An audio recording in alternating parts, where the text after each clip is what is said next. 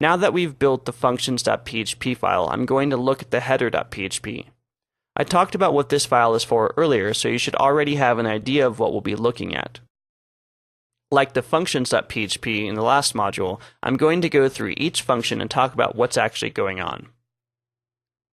There are a lot of ways to build a site header. It can be just a simple bar across the top with some navigation, or you can have some persistent images and a Jumbotron-style element that is present on every page of the site. You can even create different header files for different pages. Let's take a look at how this might work.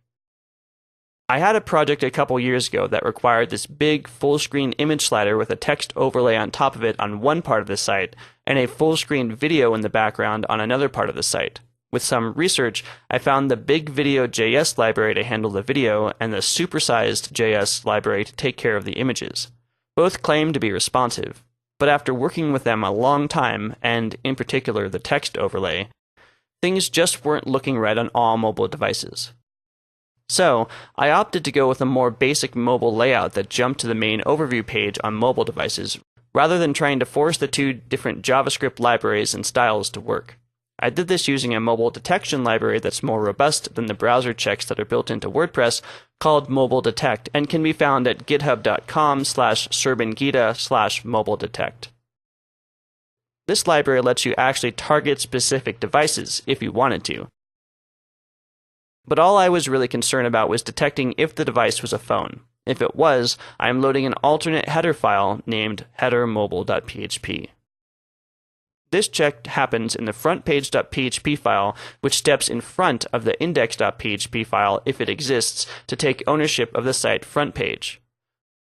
Frontpage.php generally differs from a blog or newsfeed homepage, which can be built into a home.php and would take ownership of the main blog page if that exists. Using the Mobile Detect library, I'm able to check if the current device viewing the site is a phone and, separately, if it's a tablet. If it's a tablet and it's not using the supersized carousel, I'm loading the mobile header. This was because the video wasn't looking good on iPads, but the slider looked fine, so we kept that. To load a specific header file, all you need to do is name it properly, by adding a separate tag or slug after a hyphen to the header, like, in this case, header-mobile.php, and then call it in your getHeader function like getHeaderMobile. WordPress will then look for a header file named header-mobile. If it doesn't find one, there's no fallback. You don't get any header at all because you specifically told getHeader that there should be a file of that path, so make sure you get your slug correct. Let's take another example. Let's say you want to have a big header image on your home page, but on your inside pages you just want a small bar at the top. If is home or is front page getHeader home, else getHeader.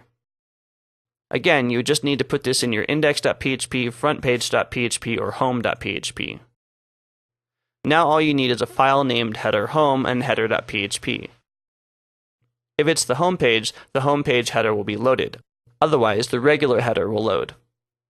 For the theme I'll be showing you, there's just one header, but it's pretty easy to add an unlimited number of custom headers simply by creating the file and using that name in the getHeader call. Let's get started by looking at the code inside the HTML head tag.